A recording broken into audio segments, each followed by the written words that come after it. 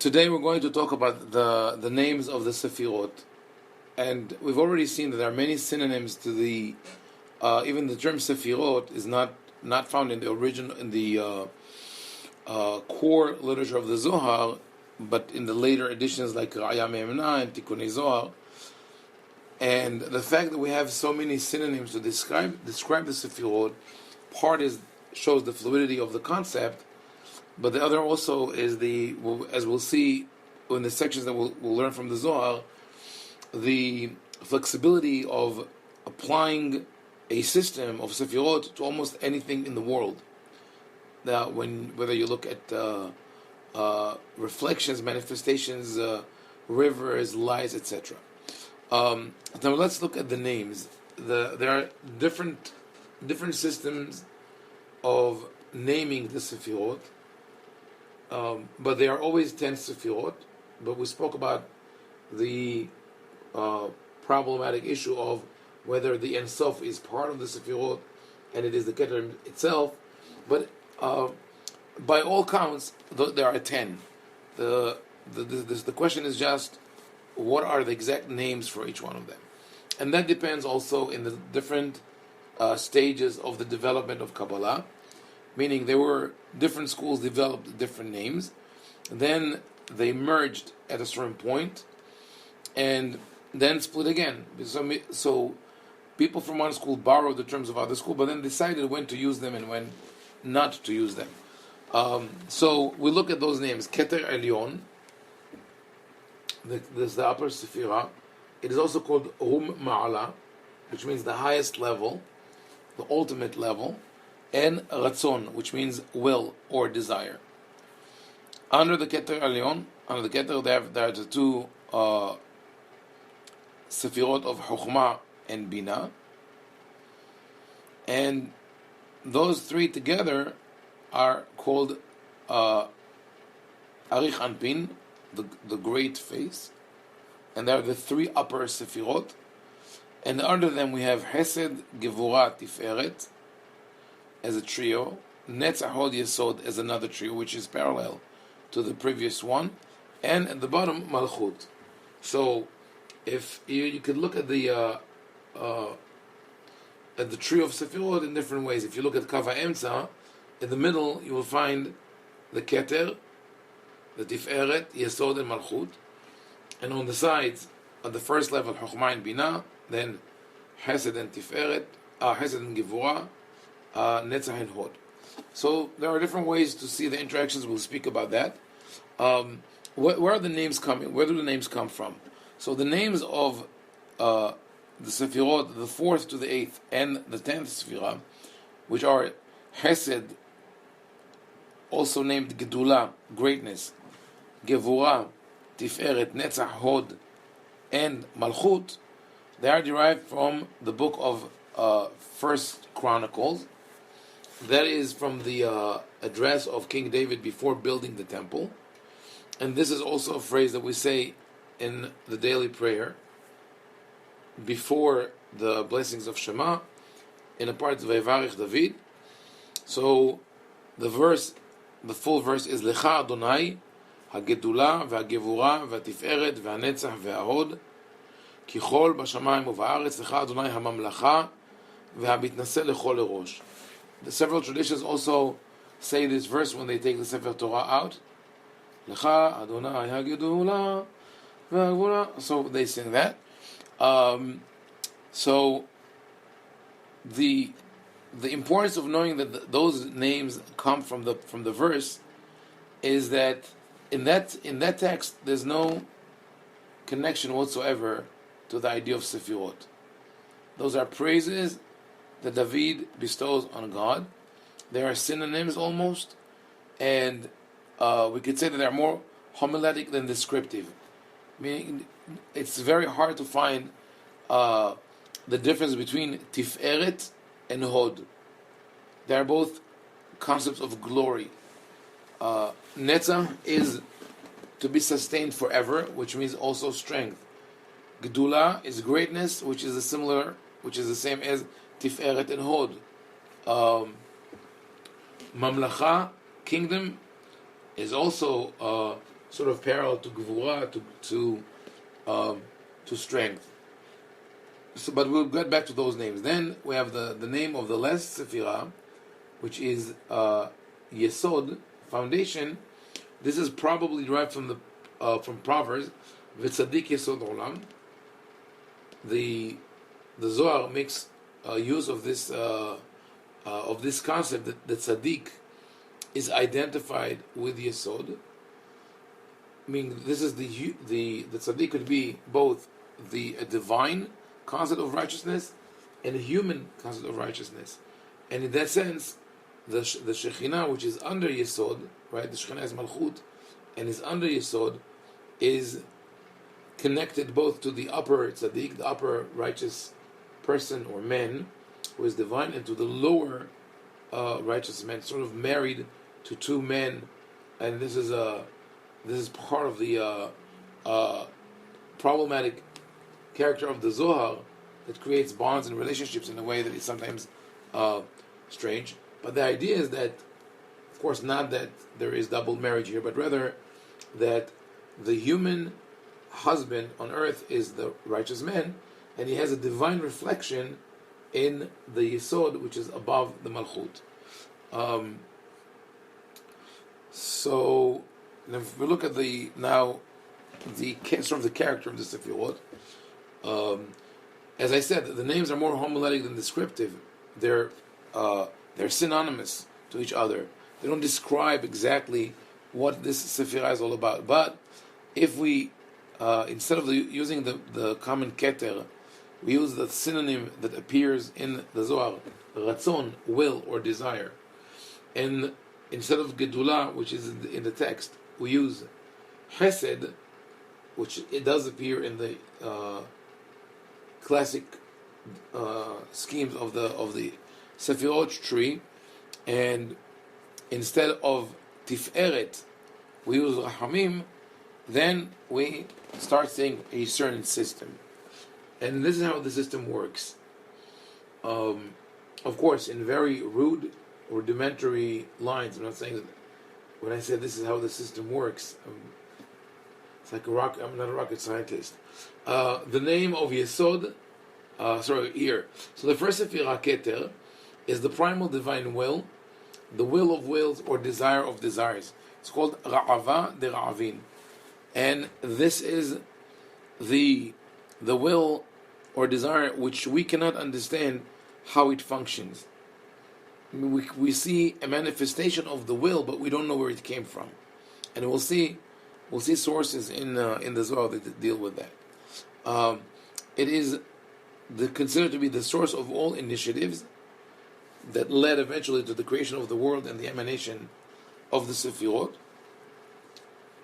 And it's the force of awakening within the divinity.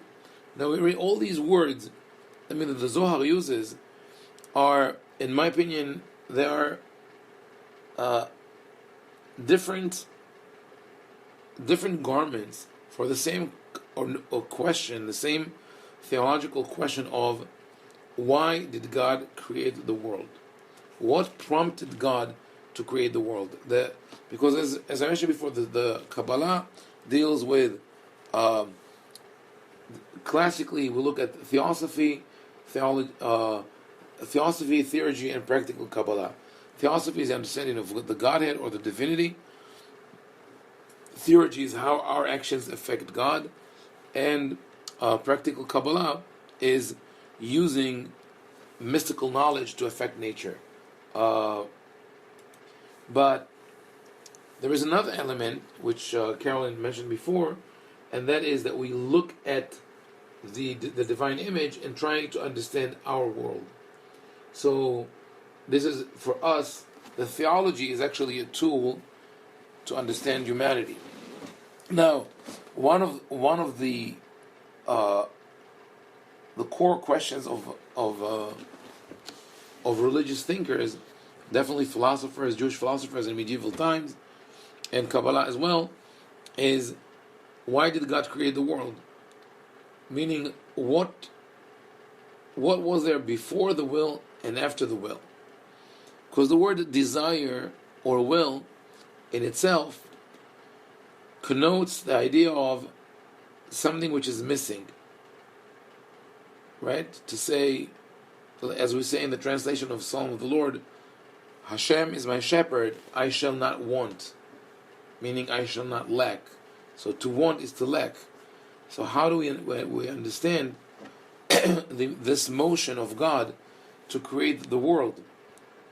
Well, Maimonides says it that God is the same before the creation and after the creation. And before the creation he was sovereign, and after he will be. But that still doesn't explain the change in reality that brought the world into being. So in the Zohar language, it's the hidden will, and it's not, the desire is pure, it's not directed towards any object or goal. So it's a concept that I doubt that it has a parallel in our human psyche. To say, I have a will, I have a desire, but it's not directed towards anything in specific. If we have something like that, usually it is coupled with ignorance. When we say, I feel like I need something, but I don't know what I need, right? I feel that something is missing, but I don't know what is missing. But this is not something that we can attribute to God, to say God was missing something, but rather, when we say it's not directed towards any object or goal, is if theoretically we could have imagined a desire that's not directed at the achievement of a certain goal. So this is sort of, I would say, a mental exercise to try to think of something, but that is the way it is defined. But that will, even though it's not directed at any object or any goal, eventually kicks off the process that leads to the emanation of the Sephirot and to the creation of the world. From this angle, the first Sephirah is called Eheye. Eheye is I shall be, because it's the essence of all entities without a specific entity in it. This is the first name that God reveals to Moshe. He says, Eheye asher eheye. I will be that which I will be, or shall be, which is understood in the Zohar as, you can never know what I am. This is the Keter and Sof, which is totally separate. The second Sephirah is Sefirat Chokhmah. Now, well, let's talk for a second about Chokhmah, Binah, Vadat, because they go together in certain systems. In the Sephardic Siddur, the first blessing of the middle section of the Amidah opens with Atah Chonin Adam Da'at, and we ask Hashem to give us Chokhmah, Binah, Vadat. In the Ashkenazi Siddur, it's De'ah, Binah, V'Askel. But in the Sephardic, Chokhmah, Binah, Vadat. The Lubavitch movement, Chabad, is named after those three. Chokhmah, Binah, Vadat. Now, Da'at doesn't always appear in the tree of Sephirot, as I mentioned yesterday. If Keter is removed, according to the theory that Keter is Ein Sof, and therefore is not part of the 10 Sephirot, then Da'at has to be inserted in the middle. And that has been understood before we go to the Kabbalistic interpretation. We'll talk about how it was understood. Then we could say, after the Talmud, there are maybe some of the commentators were influenced by Kabbalah, but the idea of the way we explain the terms Chokhmah, Binah, Vadat is that Chokhmah is the accumulation of knowledge, the ability to understand, not just mechanically to retain knowledge, but also to understand and internalize that knowledge. Binah is the ability to apply that knowledge, which is I think a challenge for all teachers and educators, of how do you get at that level of applied knowledge, of making sure that the students will take what they've learned and will apply it to reality. And that is also the idea of bina, lehavin davar mitoch davar, to understand one thing from the other. Or, in the language of Maimonides and Rabbi Shlomo ben Adret, when they wrote their halachic works, they said there is no possible way to teach someone all the details of the halacha. Rather, we teach the general rules, and the students have to know how to apply it in changing circumstances. So, in terms of movement, the bina can be understood as something which is more dynamic than the chokhmah. The chokhmah is static; it's the gathering of knowledge or the source of knowledge, and the bina is dynamic in the sense that it applies that knowledge to the practical world. Da'at is, on one hand, the balancing act that one could look at because it's in the middle, it's in the center, parallel to Tiferet and to Yesod downward. It's not Tiferet. And to Malchut, but it's not only a balancing act, it's also the ability to decide. Da'at is the power to discern between different possibilities and to make a decision. In this manner, there were some who explained there are two contradicting phrases in the Talmud. One praises women for their bina, and one praises men for their da'at, saying that nashim da'atan kalawa, that women do not possess da'at. And according to that, one would be able to explain it, not that it's necessarily true in every aspect, that men are more limited in the number of possibilities that they see in each given circumstance, set of circumstances, and therefore it's easier for them to decide. Whereas women see in every decision ramification that keep on opening up new possibilities, and therefore it's harder for them to decide. So on one hand, women have greater bina, whereas men might have greater ability of da'at. And some people associate it today to the idea of left brain and right brain, and it could be that it would work the other way around as well, that based on the observations, because there were some observations of the physical bodies, that people were engaged in autopsies, and they might have seen certain things that they thought this is the way the brain functions. But anyway, in the world of Kabbalah, we usually speak about those Sephirot. Chokhmah, Bina, Da'at appears in certain schools, not in all of them. So the second Sephirah, Chokhmah, is the divine thought. It's Mahashava. It's also called hidden or concealed. Ashari. I have a question. Yes. That's really more of a statement, and I know it's probably something. It's just a small statement. I'm always concerned with generalizations. Oh yeah. Women are, men are. I agree. In my family, my husband's a doctor of nursing. Okay. So he is a hospice and palliative care nurse. And I'm a business person, run a business company, run real estate. Yes, I agree. So he is the one that says, did you take your vitamins? Shall I make your eye appointment? He is the nurturer. You would never know. But that's just so, I always get concerned when people say, like, men this. That's why I try to, to scale it back so it's not a generalization. But generalization is, you could say, the majority, or the tendency is. There is a tendency, there are differences that we cannot deny, but they are much more fine, much finer than what I described here. I don't think that a woman has a problem in making a decision.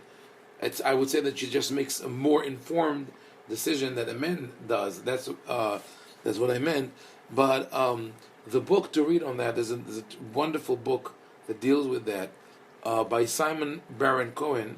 His psychologist who's an expert on autism, and the book was really world authority on that field. And the book is called The Essential Difference, and it deals with what he calls the extreme male brain, and he shows how there. You're right, sharing what you said. There's no such thing as a pure feminine brain or a pure masculine brain, but rather we all move on a scale, that we all have a certain combination of elements that pertain to the feminine and to the masculine. But you could say that most people hover on the scale somewhere in between, with a little tendency to one side, and then there are people who have an extreme male brain, an extreme female brain. Well, those are the margins. Maybe not for that class. You read the book. He identifies actually the extreme male brain with autism, whereas he says the extreme female brain is out there, but people don't realize that it's it's not a problem as much as autism is a problem. But I think, to me, it's an interesting book that sheds light on it. But I agree 100% that generalizations of saying men are from Mars and women are from Venus. This is not. This is dangerous. That's why I said today it became like in the modern slang. Everybody's talking about left brain, right brain thinkers in a way that automatically splits along the lines of male and female. And as we'll see later, and that is the fascinating point, in the Zohar, the boundaries between male and female are blurred. As much as you could see sometimes the ideology or the approach that the male is dominant and that the woman should be submissive, but there are many other instances, and one of the text that we're going to see today or tomorrow, where there is an identity of roles and even a constant change of roles, where the male becomes female and vice versa. So, we go back to the Sephirot. The second Sephirah, Chokhmah, as we said, is the divine thought. It's called Haim Ovadia or Geniza.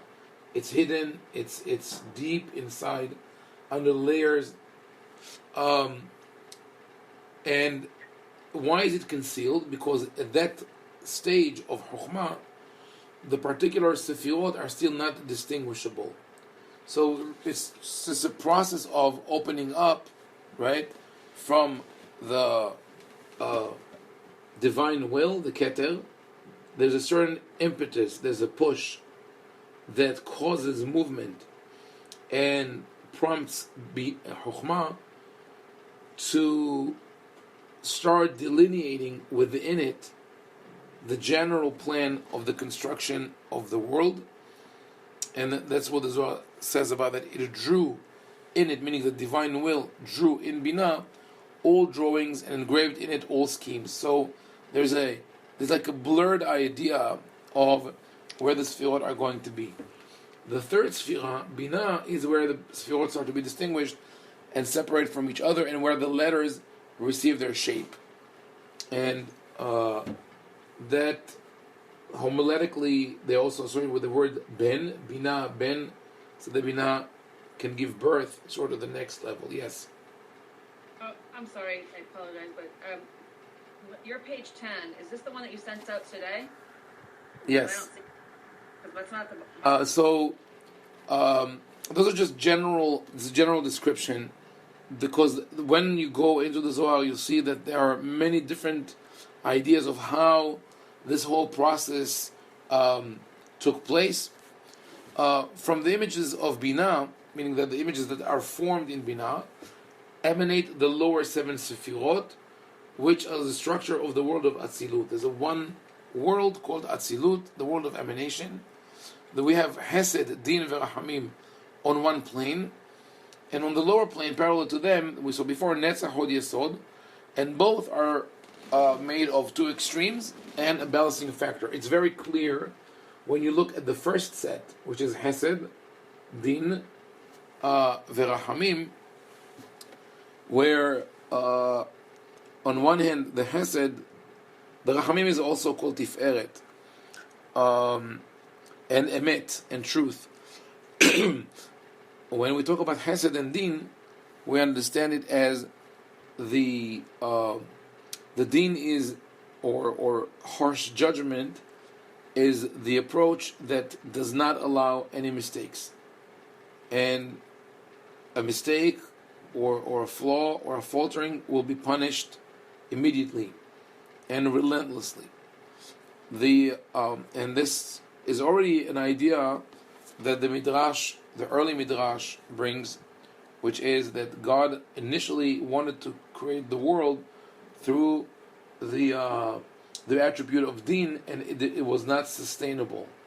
It was not sustainable because people were punished immediately, and the world was destroyed. Some Midrashim also say that God tried the world to create the world with only Hesed, with only loving kindness, and that also did not work, because to only act with loving kindness means that no one ever learns from mistakes. Everything is forgiven, and eventually society deteriorates into chaos. So Hamim is the balancing factor, where we understand that hard judgment must be maintained, but also that we, out of mercy, we have to apply sometimes the idea of loving kindness. Maybe the best example in the legal part of the Torah is the idea of Eved Ivri, of how the Torah deals with theft when one does not have to pay. You take on one hand, you take not just medieval, almost modern time France, and the story of the Les Miserables, where a person Jean Valjean goes to jail because he stole a loaf of bread. Or also for you Californians, the idea of a third strike, that is also, I'd say, somewhat draconian. But the idea of the law is the law. If you stole, you have to pay for it. If you can't pay for it, we'll put you in jail. This is not the way of the Torah. The way of the Torah, he will be sold as a slave, but as a slave, he will be taught. He will be given a profession, and eventually he will be set free. In a way, it's a way of rehabilitation and being able to get again into the regular work market. Later on, it was developed more in Talmudic literature, saying that the ideal approach in any given dispute is to reach compromise. When we talk about monetary dispute or neighbors dispute, etc. So the same thing we have here, Hesed V'Din, are two extreme. Rahamim is in the middle. Netzach, Hod V'Yisod, the ideas are not that clear, but as we said, they are derived from the pasuk in Divrei Yamim, in Chronicles. But we could see somewhat how they correspond to the other Sephirot. Here, Netzach is related to Hesed, and Hod is related to Gvura. So, how so? Gvura is the might or the harsh judgment, where the king shows his sovereignty. And Hod is glory. One is glorified for being a sovereign. Chesed, in its initial or primal biblical significance, Chesed does not mean loving kindness. It means loyalty. But it is connected to Chesed because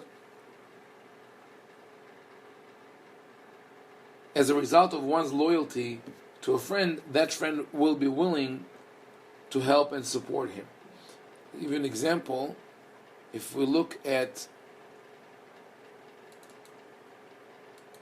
in Tehillim, the famous chapter in Tehillim, Tefillah LeDavid, Ateh Hashem Oznecha Haneni. This is Psalm.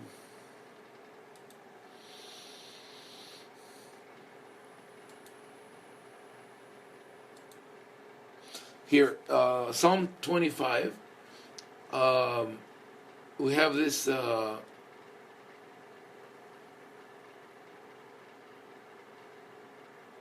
Sorry. Yeah. Sorry, it's not Tehillim 29. It's 86. Look at. I was Tefillah LeDavid. Hateh Adonai Oznecha ki ani ve'evion ani. Incline your ear and answer me, for I am poor and needy. Shomra nafshi ki hasid ani. Keep my soul, for I am godly, or I am pious. So this is really strange that David will say about himself that he is pious. It's his bragging.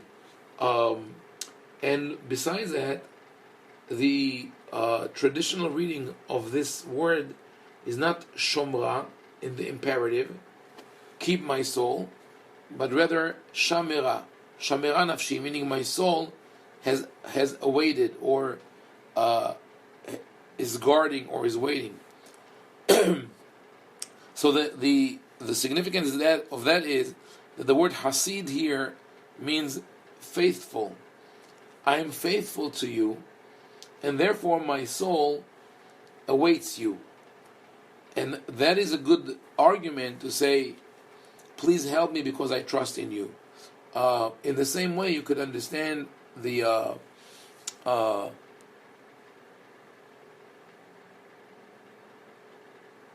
statement in Exodus when Moshe asks to know the attributes of God.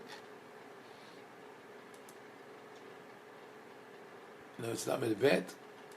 So in Shemot Lamed Bet, we have that. Lamed Gimel. Sorry.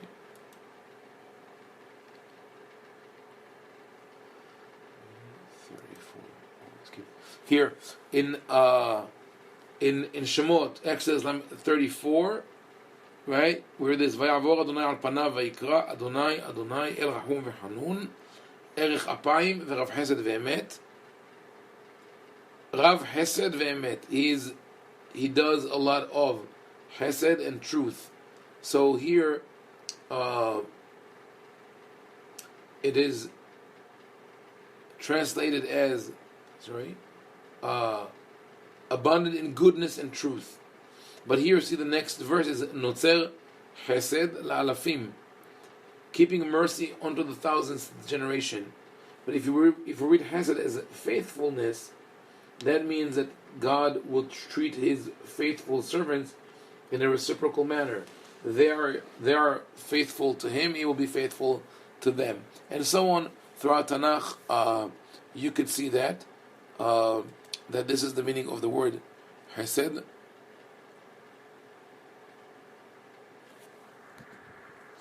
If you look at it in Jeremiah, chapter 8, verse 7, Jeremiah rebukes the people for not being obedient, or for not listening to God. And he says, Gam hasidah b'shamayim yad'a mo'adea, v'tor v'sis v'agur shame'u et aed bo'ana. Even the stork in heaven knows her appointed times as the other birds, yet my people do not know the ordinance of the Lord. So interesting, see, the name for the stork in Hebrew is hasidah. Not because it is pious, not because it shakes back and forth when she prays, but rather because yada'a mu'adeh, she knows her appointed times. The stork is a faithful bird. It's migrating and it keeps returning to the same place and at the same time every year. So that's why that bird was named Hasidah. So all this just to shed light on the concept of Hesed. Now we understand that it is okay to to understand the Hesed as faithfulness, and as such, it is parallel to Netzach, which is eternity, because God is Notzer Hesed la'alafim. He keeps His faithfulness for the thousandth generation, meaning that there is a sustainable and long-standing relationship. So those two, Netzach and Hod, on one hand, God, and we speak about the balancing act, right? So on one hand, the Netzach advises God to, or it's the attribute of God which says that despite one's maybe wicked actions, the trustworthiness of his or the faithfulness of his forefathers will be used to protect him. Where the Hod is like Gevurah, that says there's no forgiveness, and where Yesod is the foundation, which says you have to balance the two and build a stable structure, because without forgiveness everything will fall apart, but without responsibility the same thing will happen. Yesod in Hebrew means foundations, so there's a foundation of the structure. In later modern Hebrew, it also came to mean thorough, yesodi, someone who does things thoroughly, but that is also something that could be associated with the later on in the imagery of the Zohar. Yosef is identified with Yesod, and Yosef was a thorough person. So, one second.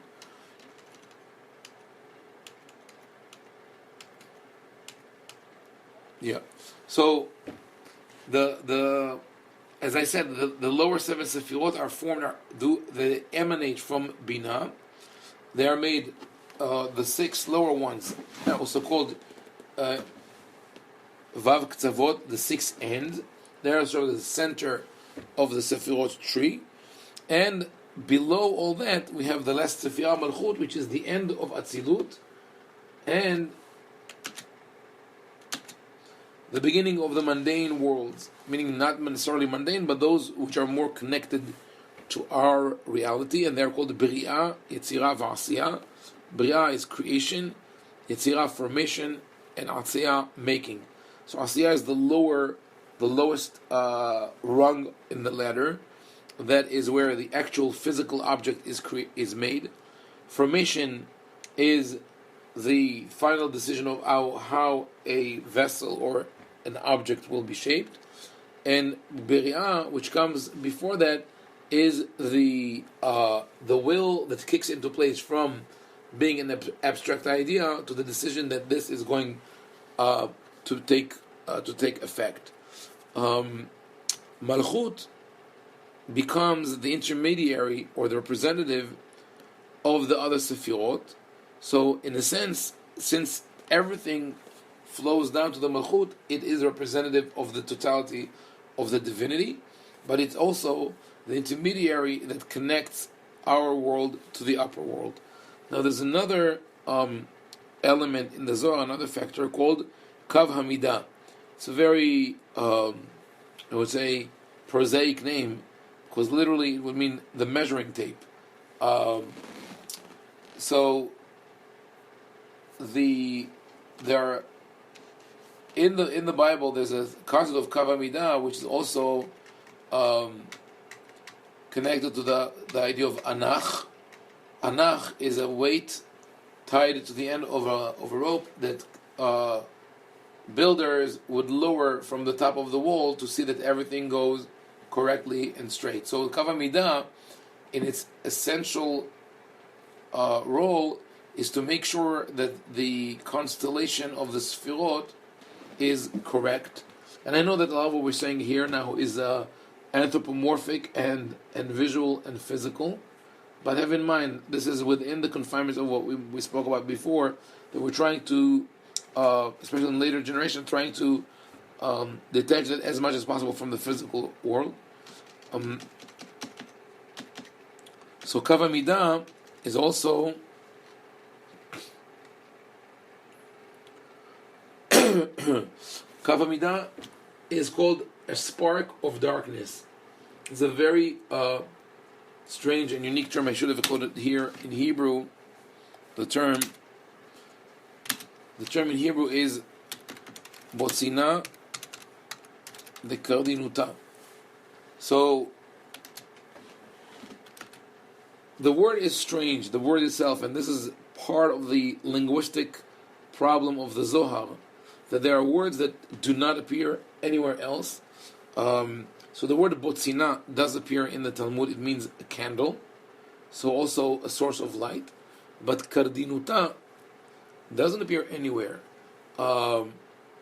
The common translation of kardinuta is from the word kadar in Hebrew, koder, which is dark. And if this is so, I'll put in just so you see the word. Here it's kardinuta. It's from kuf resh daled, but some people derive it from darkness, from kadar. So now, what happens here? You see that here the order of the letters is resh daled, right? And here it's daled resh, and that is a phenomenon that is found in Spanish. So is this another being that it's a word that does not appear in the Talmud and appears in the Zohar, that we know was revealed for the first time in Spain. Linguistic examples like that show us that the origin might have been in Spain in the 13th century or 14th century. For example, in Spanish, you could, depends on the dialect where you live, you would say remember. I remember. You could say recuerdo or recuedro. In Ladino, it's recordar, dr first. And people think it's a distortion of Spanish, but it's not, because Ladino reflects one dialect that exists in Spain. Now, another possibility to explain the word kardinuta is from a term in the Mishnah, mekadrim baharim, which means to dig. And if that is the case, then this light is a light that digs through darkness. And finally, I mean, all these are assumptions that are not substantiated, that we just understand from the context that kardinuta is darkness. But also could mean, could come from the Latin cardinal, which means important or supreme, like cardinal points.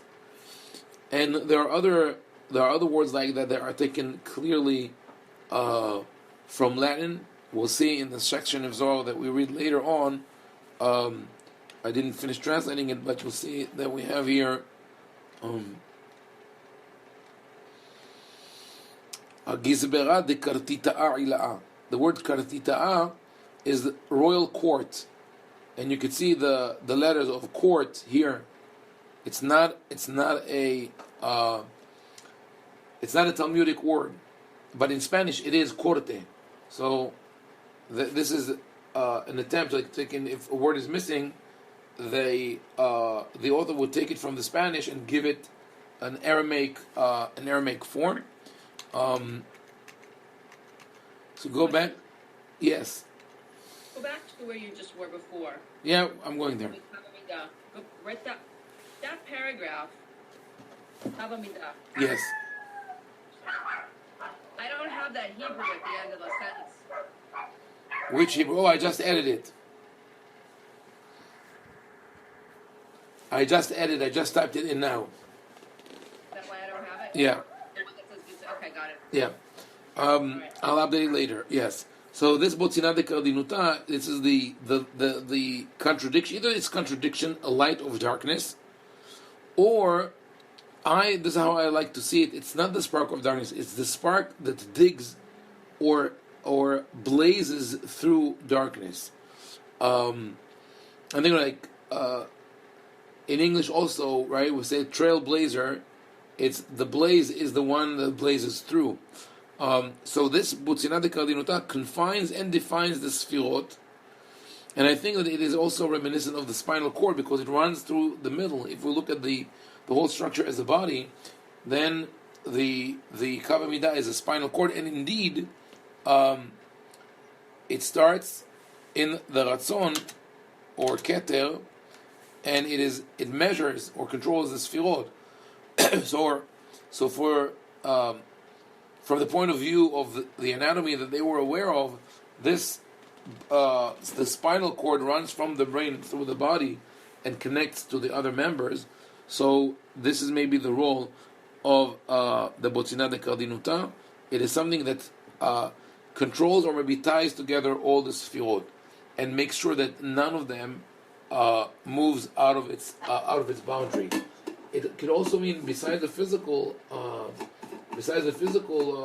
image, also an abstract one. Because remember that I mentioned that a person who meditates at a certain point loses the sense of that Kavah Midah of where his own body ends and the universe begins. So it could be that idea is introduced in the Zohar as a means to help the Kabbalists retain their control of their inner reality. Okay, so we'll take a break here and we'll continue with the idea of the flow of the Sephirot and the emanation in the next session.